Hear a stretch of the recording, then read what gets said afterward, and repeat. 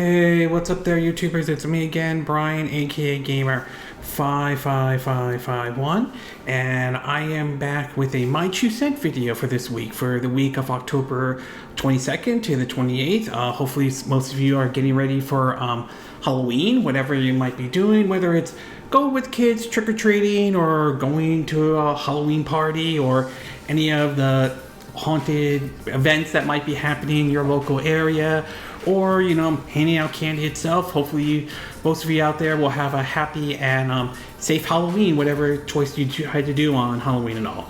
But anyway, we got 4 stories to cover this week, including Microsoft hosting their Xbox Partner Preview event, though. We also have apparently guidelines that Nintendo has updated for tournament and content creators that, well, let's just say not everybody in the Nintendo community is happy with some of the decisions Nintendo is making, though. We also want to talk about a comment made by the creators at Obsidian of the game Pentiment, a favorite game of mine in 2022, and the possibility of it could be coming to the Nintendo Switch. And Doug Bowser made some interesting comments ranging from Super Mario, in an interview ranging from Super Mario Bros. Wonders to a comment he made in regards of unions and everything like that. So if you're interested in where I got a source of these information, though, links will be in the description of this video, assuming you're watching this on YouTube. But before we get started, I like to do what I call the quick My 2 Cents, stories that kind of caught my attention, but I'm not going to go into a huge amount of details. The first one is that there is a report coming out that Super Mario Bros. Wonders in Japan seem to have done pretty well so far this week, apparently being the #1 best-selling game in Japan so far. So definitely good on that part, though. I am very curious to see how Super Mario Bros. Wonder is going to be when we get the sales charts for October and all. See how well that does against, games like Spider-Man 2 and Starfield, and whether or not the success of the Mario movie may have added to that in terms of people wanting to pick this game up, though. So I'm very curious to see when that happens, though. And it'll also be interesting to see where it is next week in the Japanese sales chart, since they do it every weekly, where here in the US we do it every monthly and all. But still, not a bad start for Super Mario Brothers Wonder, though. On top of that, we're learning that it's the fastest selling Mario game ever in Europe, and definitely good. So yeah, definitely the game is basically getting off to a very good start so far, though. We also learned that the King of Fighters, I don't know the number, though, but Global Match did show up a new trailer ahead for its launch, especially advertising the fact that the game will have rollback netcode. So for fighting game fans out there, obviously that's a good thing and all. I don't know much details about rollback netcodes, but I can understand. I've heard how a lot of fighting games fans do appreciate the whole rollback netcode and all. But either way, though, I believe will be coming out next month for the PS4. I believe PS5. I'm not 100% sure, but also the Nintendo Switch as well. So obviously, King of Fighters fans, you might want to consider keeping an eye out for this one, though. We also learned that there is a possibility that a upload for a trailer for Dragon Quest X has sort of brought some hope of the possibility that game may be localized and come here to the West, though. Now, for those who are not familiar, that game is basically, I think, a multiplayer or online game, somewhat similar to what Final Fantasy XIV was, though. The game has appeared on both, I think, the Wii, I think also the 3DS and everything like that. So it's appeared on a lot of the Nintendo systems, and also was brought its way over to the Switch, but never saw the light of day here in the West, though. So maybe Square Enix is considering the possibility of maybe bringing this game over, though. But then again, we know that Dragon Quest Heroes is on the Nintendo Switch, but that 1 and 2, but that never saw the light of day over here in the West. So remains to be seen if this one will make its way over or not, though. But it seems to spark some rumors going around with the possibility it could be localized and all. So time will tell if that happens or not, though. We also learned that Sakurai, the creator of the Smash Bros. Series, has basically supposedly beaten both Super Mario Bros. Wonder and Spider-Man 2, and believes both of these games are masterpieces and all. And well, I mean, some people may or may not agree with that, though. They might actually be masterpieces. I do think Both games are good in their own right. Super Mario Bros. Wonder, I've been playing that. I've been enjoying that game so far, though. The art style definitely has surprised me, considering past Mario games, though, aren't as well known for art styles outside of maybe a couple games here and there. And Spider-Man 2, I will say I am enjoying it, though, especially if you enjoyed Spider-Man 2018 or Miles Morales. So I think both games are good in their own right, though. So obviously the creator of Smash Brothers definitely likes what he's seen so far. We also learned that apparently there will be a internet connection for those who basically opt to get the upcoming PS5 Slim. Now, most of you may or may not be aware of, there is basically the option to buy both a Slim that basically will have the disk drive, or one that basically hold on one second. All right, one that won't have the disk drive and all. However, there is a detachable disk drive you could add to the digital version, though. However, there are reports indicating that you will need an internet connection on that one. However, some are pointing to it's only a one-time thing, though, but it has gotten some people sort of like a little on that, the whole DRM kind of a situation. Also, we'll see how this one plays out, to be exact. Personally, I'm fine with the PS5 I have right now. I'd have no desire to pick up a PS5 Slim, or whether it's a physical or digital version at this time or anything like that. We also learned that supposedly, Microsoft released their financial reports, and a couple of things have come out of this, though. It turns out to be that Starfield set the record for most Game Pass subscription, though, so the game has done very well for Bethesda and Microsoft, to be exact. So obviously that game's off to a very good start. Yeah, it is a Bethesda game. Some folks may or may not agree, may or may not like Bethesda approach or Bethesda RPGs in general, but obviously it's doing very well for Microsoft and Bethesda, so definitely good for Starfield, though. We also learned during this whole thing that Xbox game revenue has been up by 9% in year over year in their latest earning reports, but hardware seems to be down a little bit. I think I remember hearing it was down by 7%. So some good and bad news out of their financial report, though. It will be interesting to see how that, when they release their next quarter financial report, how it is now that we know that Activision Blizzard's under Microsoft, and what impact that will have in terms of, Xbox revenues, Game Pass subscription revenues, and of course the hardware side of the situation. So we'll see where everything stands out once the next fiscal report comes out to them after, they have officially concluded with the whole transition and bringing Activision Blizzard over into the Xbox brand and everything like that. We also learned that basically that there has been some reshuffling, though, in terms of changes to the Xbox team, in terms of who's in charge of what, to be exact. So there is certainly some teams have been moved around, like ranging from Sarah Bond getting promoted, same with Matt Booty and all. So obviously they want to get a very solid structure, which I don't disagree with, and I do think that there needs to be some changes to their approach following what happened with Redfall and how that was a disaster of a launch, though.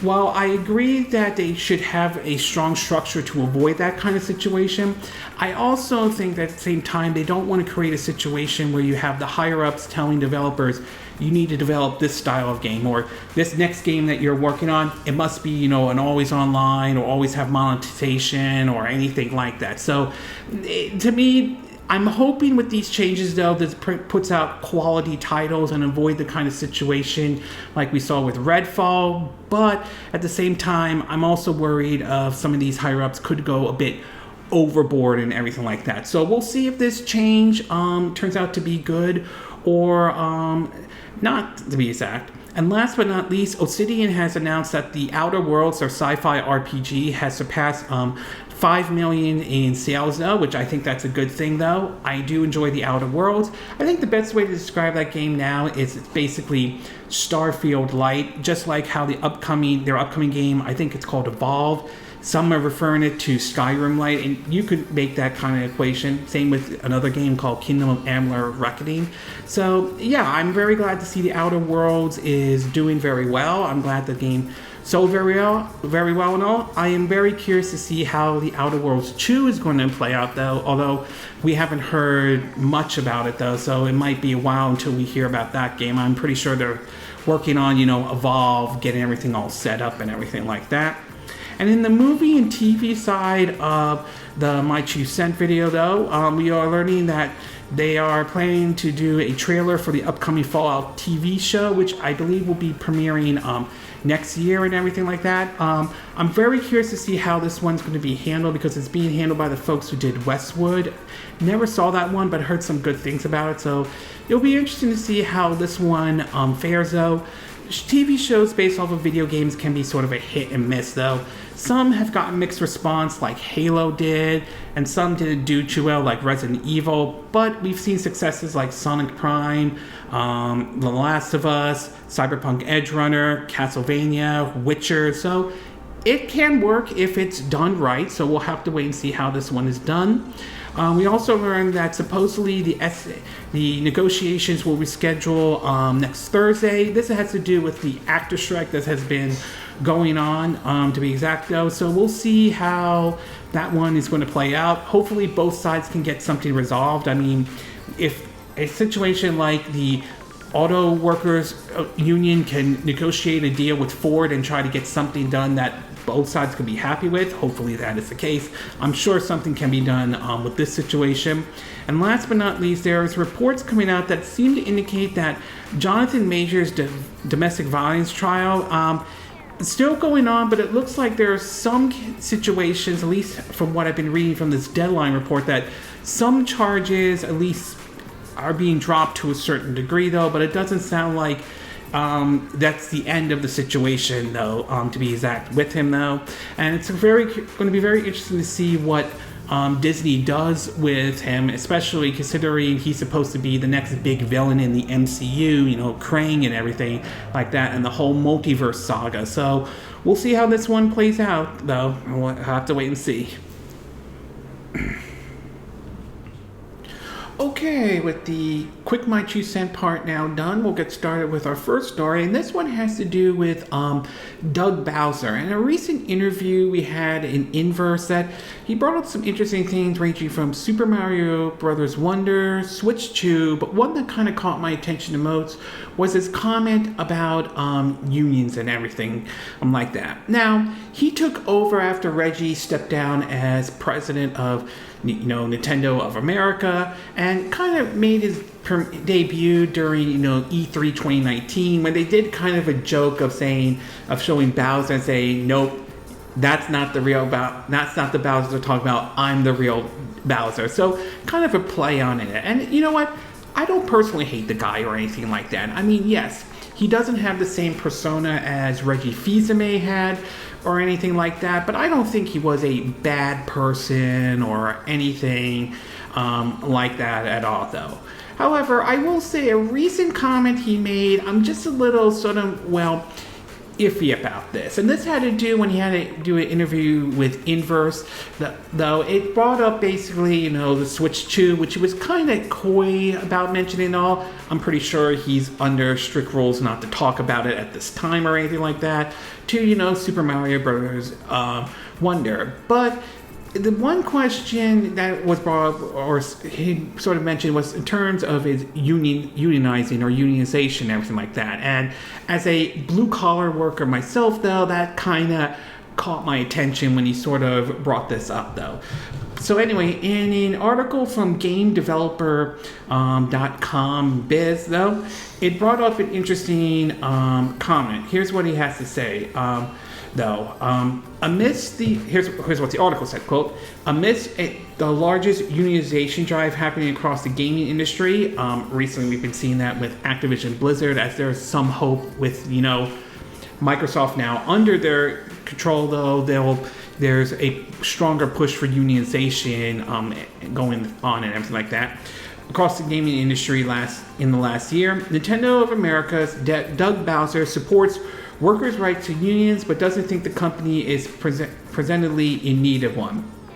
Excuse me. Talking to Inverse, Bowser explained that the developers have received high job satisfaction ratings from employees' feedback, and has a retain rate that is very high within the industry. From his perspective, Nintendo focused on how to create the best work culture and environment we possibly can, suggesting it wouldn't benefit from a labor movement. It's worth noting that last year, Q&A worker Magazine Clifton, apologize I'm not saying the name correctly, was fired by NOA and staff partner Ashton Carter for allegedly trying to unionize staff.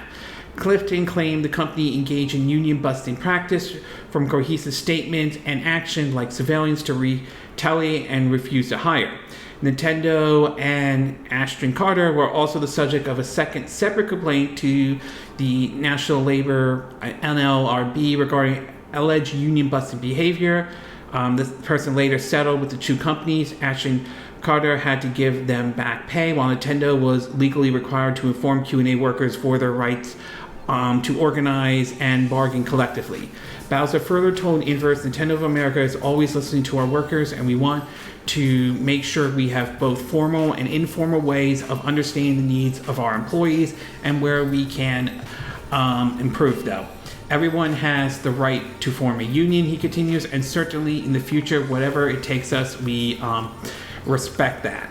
Now, to be very clear about this, and I just want to be as clear as I possibly can, though, I don't work at Nintendo of America. I don't even work for Nintendo at all. So, I mean, I don't know what the working environment is there. And maybe the working environment is maybe actually be good. Maybe things have changed from last year when that whole debacle with the Q&A and the whole union thing. So it's certainly possible, though.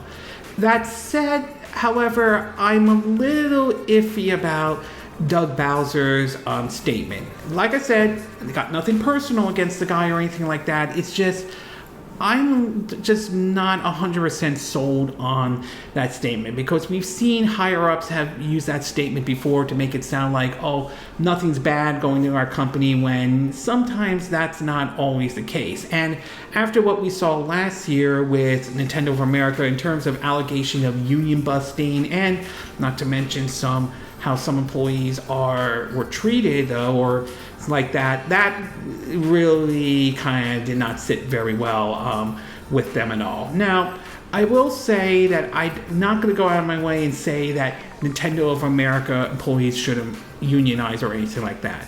My belief is that any decision when it comes to unionization should and always be the employee's decision, and the employees should definitely weigh the pros and cons and determine whether or not they think unionization is the right direction to go or not. That should be their call at the end of the day. And while I agree that unions should not try to bully, intimidate, or threaten employees from joining unions and all, I would also say the same rule applies to those who use any form of union busting tactics, though.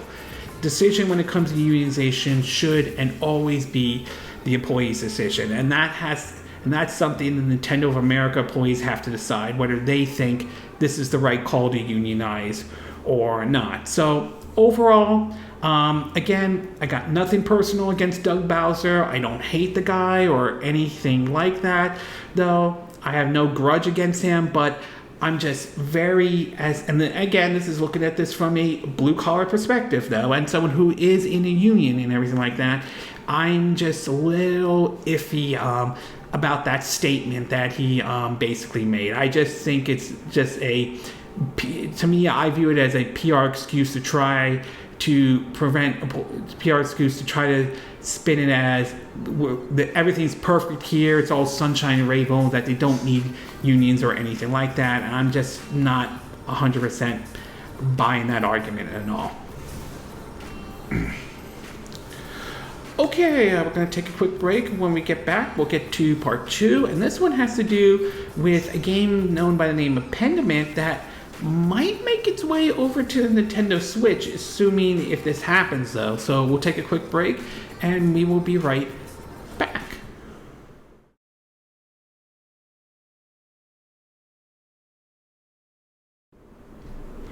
Okay, and we are back with part 2 of my 2 cent video, and for this one we're going to be taking a look at basically a game that might, though nothing has been confirmed, but might make its way over to the Nintendo Switch, and that is the game Pentiment from Obsidian Entertainment and Xbox Game Studio, though. Now, this game came out in 2022, and let's just say for Microsoft, 2022 wasn't exactly the best year for them and all. There were certainly, for a lot of Xbox owners, they had sort of a wait for certain first-party games, though. And at that time, we would later learn that Starfield would not make its 2022 launch date and would eventually push back to 2023, which would be in, September and everything like that, though. But including other titles, especially with Redfall and all. So Pentiment was really the only title that for Microsoft's first-party studios, to be exact, for their system now. And it was also a very interesting game, and it's certainly a favorite game of mine, at least on the Xbox and Game Pass. It was sort of a point-and-click type of a game with with a medieval setting, using the kind of art style you would see in your history books or your museum, basically telling the story of this character. I believe his name was Arthur, though, during the whole Renaissance era and so forth. It was a really neat idea, and hats off for Obsidian of making that game, though. Sure, it's certainly a smaller title compared to what the Outer Worlds was, but still an enjoyable title nevertheless, and something to try on Game Pass if it's something that clicks with you or not, though. Since then, the title has only appeared only on the Xbox and the PC, though. But given basically Microsoft and Nintendo's relationship, which has been pretty good for now, though, many have wondered if Microsoft will bring any of it, their titles over to, the Nintendo system, particularly the Switch or their Switch successor and all. Obviously, at the end of the day, that's going to be Microsoft's call no matter what. So whatever decision they make, it's their decision. But there certainly isn't out of the realm of possibility that some of their games could technically make it over. We have seen that with games like Cuphead, to Ori and the Will of the Wisp, and Ori and the Blind Forest, though.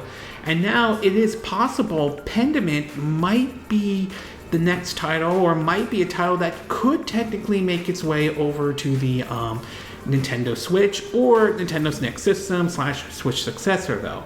In an article from Nintendo Life, it reads that, quote, the Xbox developers open to a Switch release of Pentiment, though. Here's what the article had to say. Quote, we've heard how Xbox wants to make gaming more accessible with this in mind. Obsidian Studio design director Josh Sawyer has now responded to a question about the idea of the medieval role-playing title Pentiment coming to Switch. Speaking to Touch Arcade, he mentioned how there's nothing that would prevent it technologically being on the Switch. As for his own personal thoughts, Sawyer would love to see the Xbox and PC exclusive on as many platforms as possible for the future. This is what he had to say, though. Quote, I think it's possible. I think it's because of the Steam Deck. A lot of people immediately ask, could this be on the Switch? I think there's nothing that would prevent it technologically from being on the Switch. I would love the game to be on as many platforms as possible, but time will tell.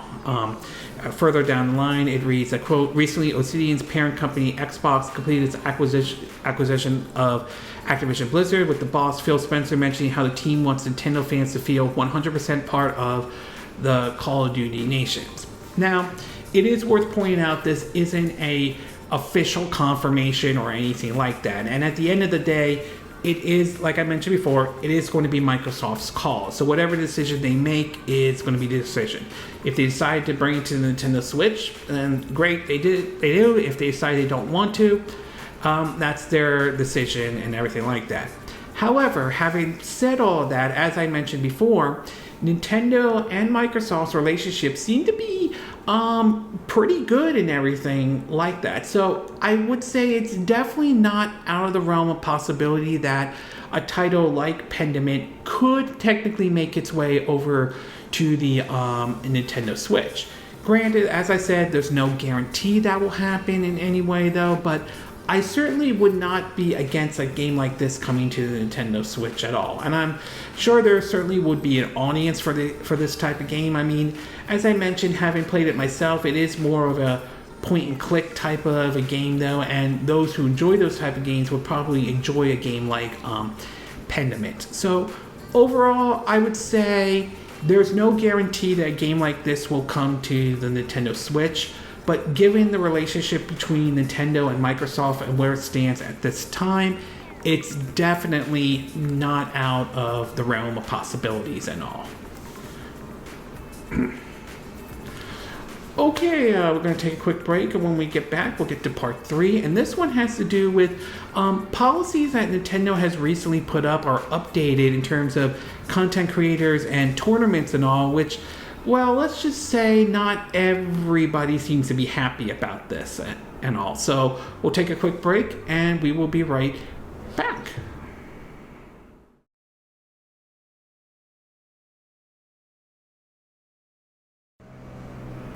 Okay, and we are back with part 3 of my 2 cent video, and for this one, we're going to be taking a look at Nintendo's sort of YouTube policies and all. Now, as some of you are aware, Nintendo and YouTube, there have been some issues back and forth and been some controversy, mostly because Nintendo has been known to be sometimes to be stingy and very protective of their IPs. While there are some cases where I think Nintendo is in the right, there are times when I think Nintendo can sometimes go maybe a little bit overboard and kind of would like to see them ease up on certain things.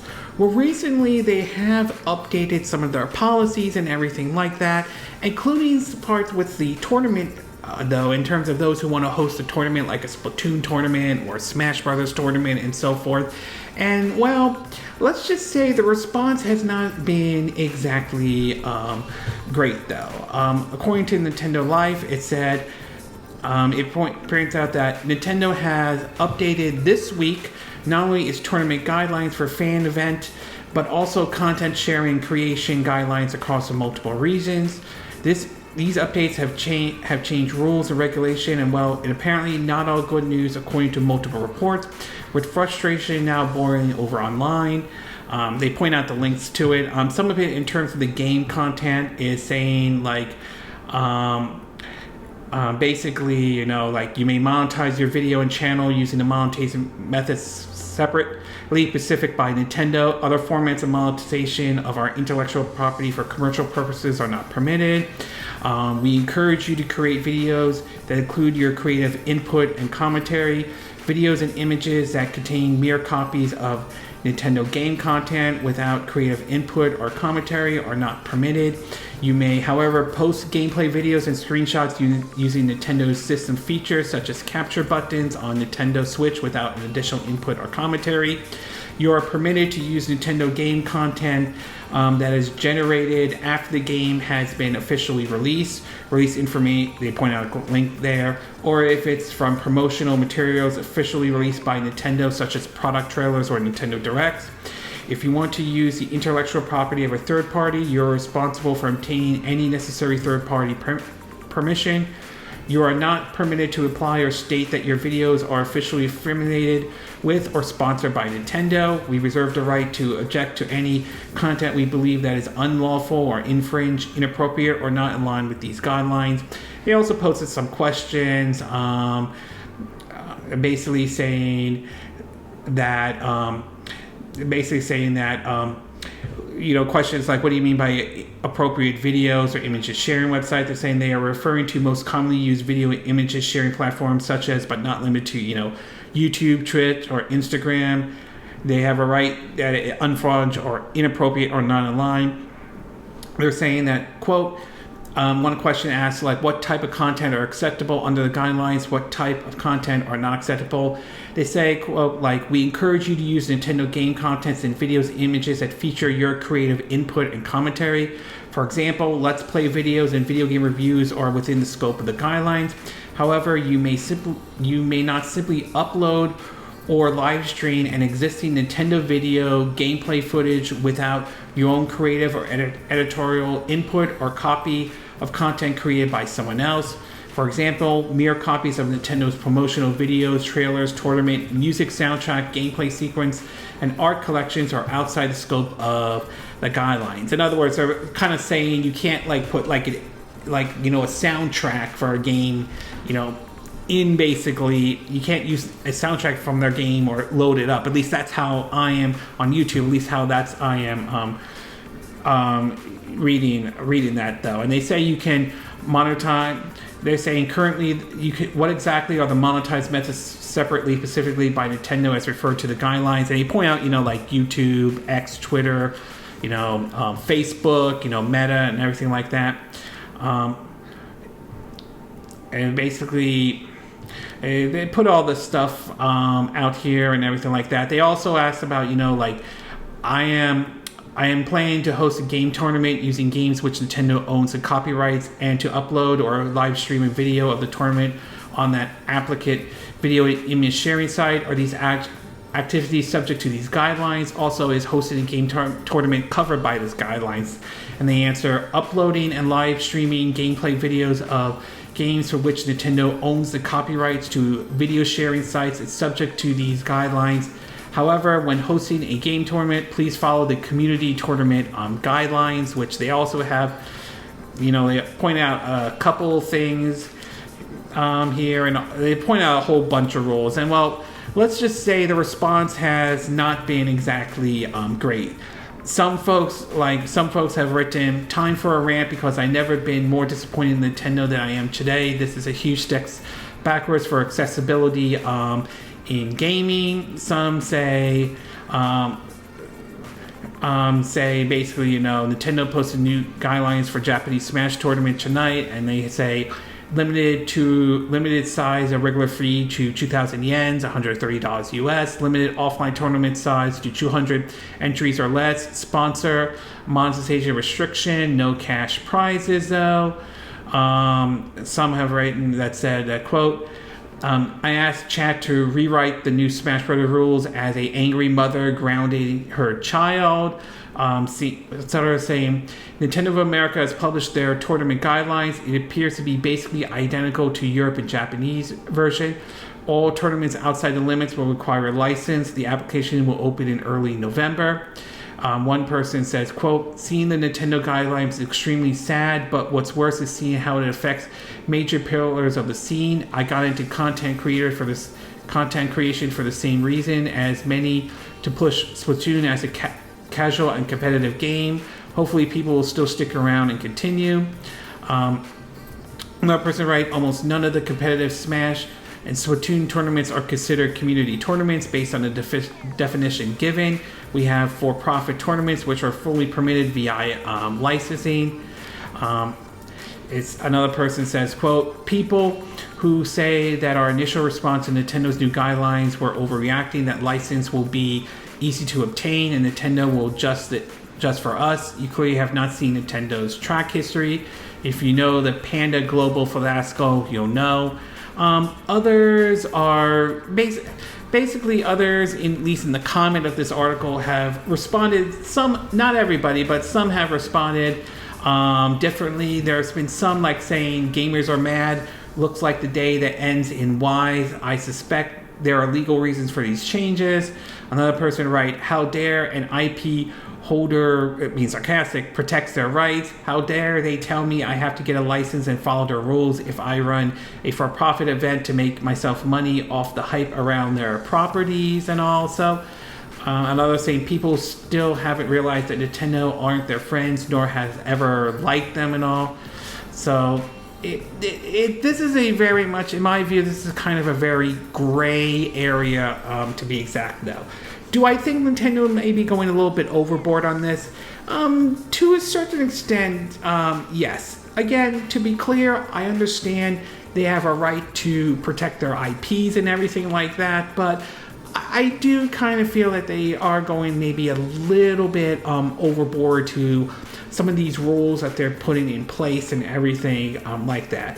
We'll see how big this backlash goes. Obviously, there are people online that are not happy about it, but whether or not this will have any real impact on Nintendo or not remains to be seen. I have my doubts it will, but time will ultimately tell if that happens or not, though. So overall, I would say, yeah, I can understand why everyone is upset about this, but what we don't know is just how widespread and how upset everyone will be. Some may or may not agree with, Nintendo's policy and all. Okay, we're going to take a quick break, and when we get back, we'll get to our fourth and final part, and this one has to do with the Xbox partner preview that happened. So we'll take a quick break, and we will be right back.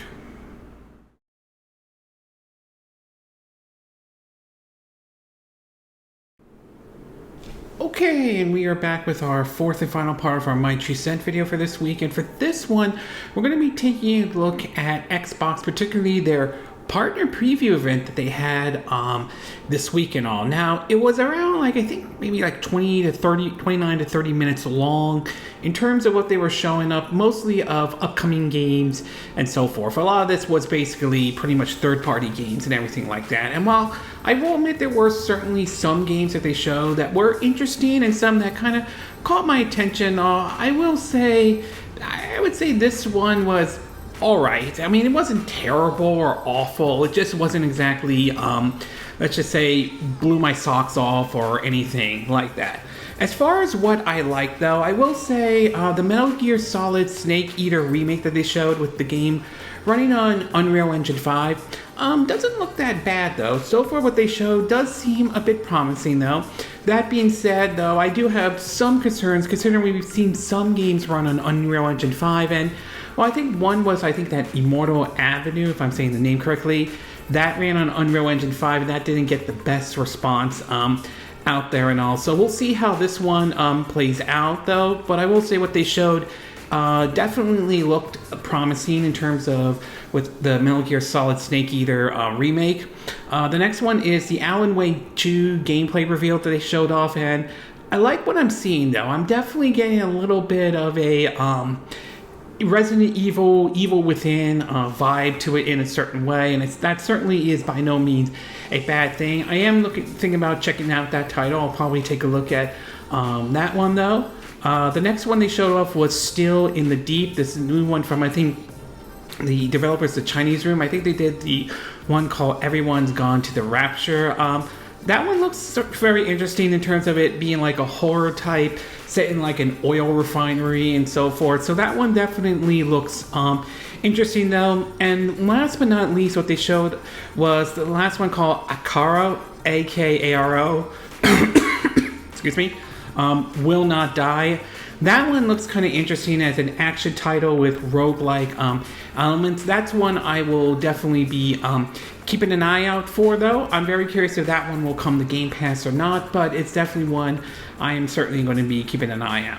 As far as what I didn't like, mixed, or not 100% sure about, I will say I'm somewhat mixed on RoboCop Rogue City. Now, I'm not saying the game... I'm not going to outright say, the game's going to be bad or anything like that. I haven't tried it out. I'm not sure if there's a demo or not, though. But it's just, movie licensed games can be kind of a hit and miss to a certain degree. So we'll have to see how that one looks, though. I mean, what they showed in terms of gameplay does seem promising. But again, it is a movie licensed game, though. And we've seen how the movie licensed games don't have the greatest reputation out there and all. I'm not saying there aren't any bad ones or anything like that, but I'm not saying there aren't any there's not any good ones out there, though. There are good ones, though, don't get me wrong, but for every good one there's plenty of bad ones, though. So mixed on RoboCop Rogue City, though, but I will give it the benefit of a doubt. And finally, though, I would say this, as much as I think this partner preview wasn't bad, I don't think there were any real surprises, at least for me. I didn't feel like there was anything that stood out there, like saying, well, it's like, this is amazing, this looks good, or anything like that, though. So at least for me, there wasn't any real shocker or surprises at all in terms of this partner preview, though. Overall, I would say this partner preview wasn't necessarily bad or awful or anything like that. There were some pretty neat announcements, though, and some interesting gameplay reveals, so it wasn't exactly terrible. And I thought the pacing for it wasn't bad either. They just showed off, the video and the preview of it, and then show you where you could look if you want to get more in depth and anything like that. So it wasn't, the presentation wise wasn't bad or anything. It's just it wasn't anything special, at least from how I am seeing it, though. So I mean, I don't have any problem with Microsoft doing this every now and then. and all that stuff. We'll see. Maybe the next Inside Xbox or partner preview or whatever they do, maybe their or Xbox Direct, whatever that is. We'll see what the next one will be like. But for this one, I would say it was all right. Not terrible, but nothing really anything special. At least that's how I'm seeing it, though. Okay, this concludes this My 2 Cent video for this week. And again, these are my opinion. What are yours? What are your thoughts about some of the comments Doug Bowser said about, unions or anything like that, or believe that the employees are happy there that they don't need to unionize at this time? Do you think he's right about what he said, though, or do you view that as kind of more like just corporate PR spin and everything like that? Do you believe that the employees at Nintendo America should unionize? Do you believe they shouldn't? Or do you believe that they should be the ones that ultimately make the call whether they feel unionization is the right direction to go or not? What are your thoughts about the possibility of Pentiment, if I'm saying the name correctly, could come to the Nintendo Switch? Do you think Microsoft and Obsidian should bring this game over to the Nintendo Switch? Do you think it would be a nice addition to the Switch library in any way? What are your thoughts about Nintendo's updated content creation and tournament policy, though? Do you think people are blowing this way out of proportion, or do you think that there is legitimate criticism towards this and you feel like Nintendo is going maybe a little bit overboard in terms of their policies and everything in regards to their content and their IPs? And what are your thoughts about the Xbox partner preview, though? Did you think the partner preview was good in any way? Do you think it was bad? Were there any games that you felt stood out the most? Were there games that you wish that they actually showed during the partners preview? Do you agree with what I said in this video? Do you disagree? Do you have a difference of opinion? As always, sound off on the comment section below. Let me know what you think. And if you do like this video, I hope you hit the like button. I would appreciate it. And I hope you do subscribe to my YouTube channel. If you do, make sure you hit the bell icon for notifications of any new videos I put up. Also, feel free to share this video if you want to, and feel free to donate to my channel if you like. You could do it through PayPal Me, Patreon, or Steam Labs. Links will be in the description of this video, so you watching this on YouTube. And I will see you again next time when I do another video. Hopefully that'll be soon. Until then, from Southern California, I wish you all a good day then. Bye!